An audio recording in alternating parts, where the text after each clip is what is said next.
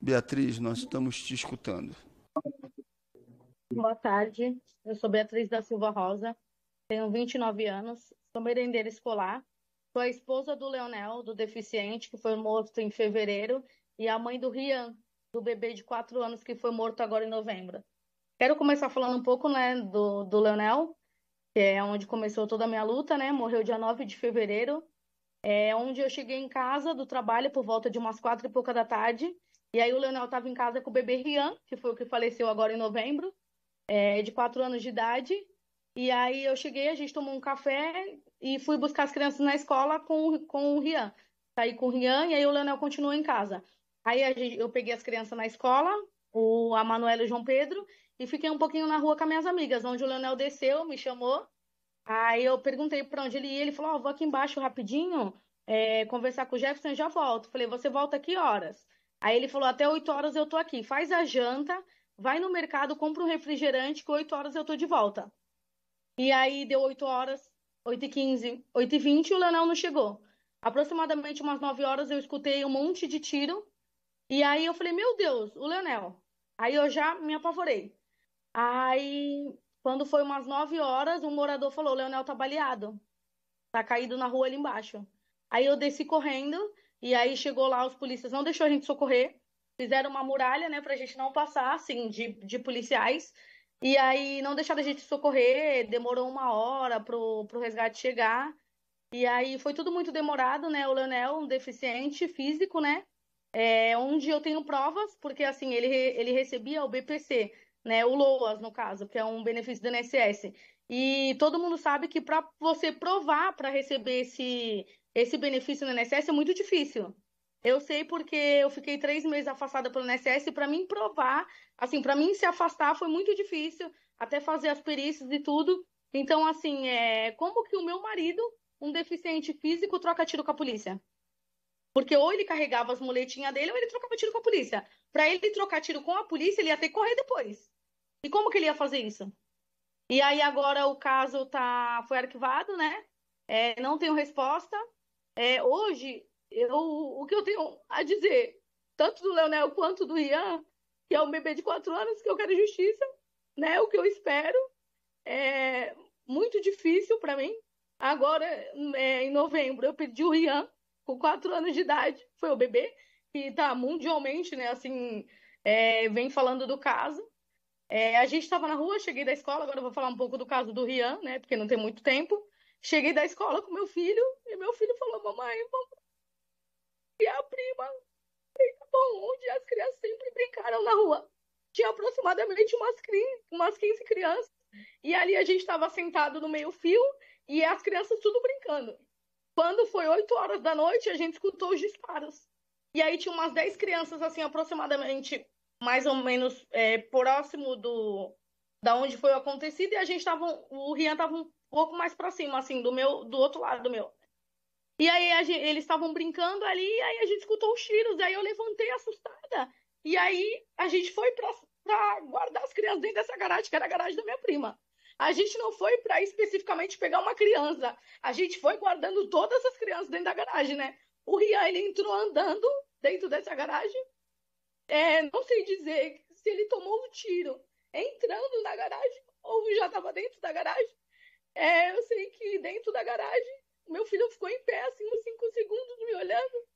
E aí ele roxo, já, assim, já dava para ver que ele já estava, né, perdendo as forças. E aí eu vi ele levantado, baleado. E aí eu comecei a gritar para um amigo meu: socorre o Rian foi baleado, socorre o Rian. E aí um primo meu pegou ele no colo, e aí ele já estava todo molinho. Aí ele correu para cima, né, na casa de cima, que era a casa da minha prima, dentro dessa garagem mesmo.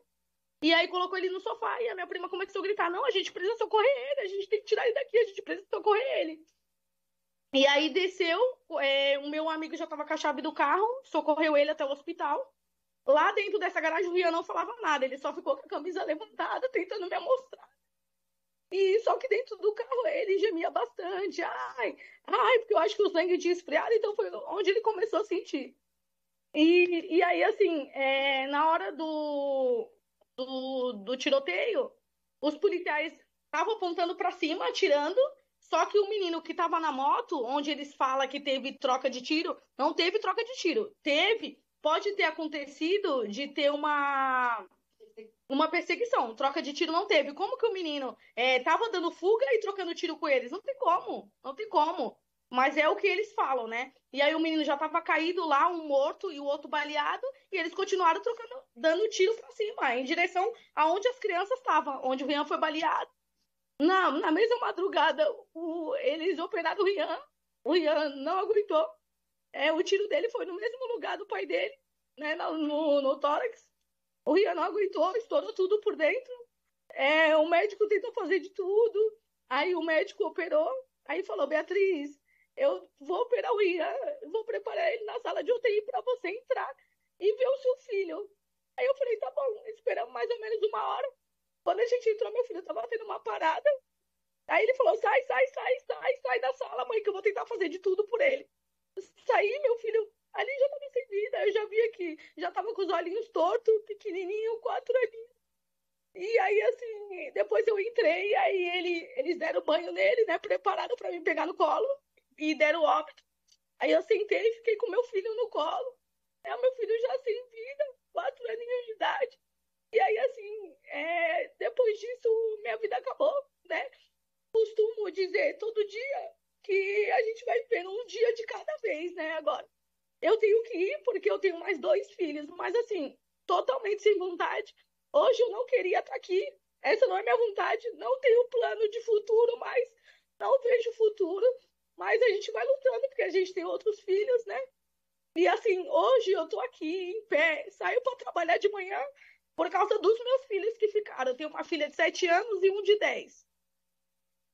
E assim, eu costumo dizer que eu perdi minha rotina, porque eu saio para trabalhar de manhã e eu tenho que fazer todo o trajeto que eu fazia com meu filho todo dia. A minha vida sempre foi muito corrida, o Leonel que me ajudava. Depois que o Leonel morreu, minha vida sempre foi muito corrida. Então, minha vida era assim: eu chegava em casa, fazia janta, dormia tarde para acordar cedo, e aí trocava o Rian, trocava a Manuela, levava para a escola, e a vida sempre foi assim muito corrida. Então, assim, minha rotina acabou, eles tiraram um pedaço de mim. Hoje eu falo que a metade da minha alma está com Cristo, que foi com meu filho. E a outra metade está aqui por causa das crianças que aqui ficaram, né? Porque eu tenho que ir, agora eu tenho que continuar por causa deles. Mas assim, não que tenha vontade, porque a gente, quando perde um filho, hoje eu falo, hoje eu sinto o que a minha sogra sente quando ela perdeu o meu marido em fevereiro.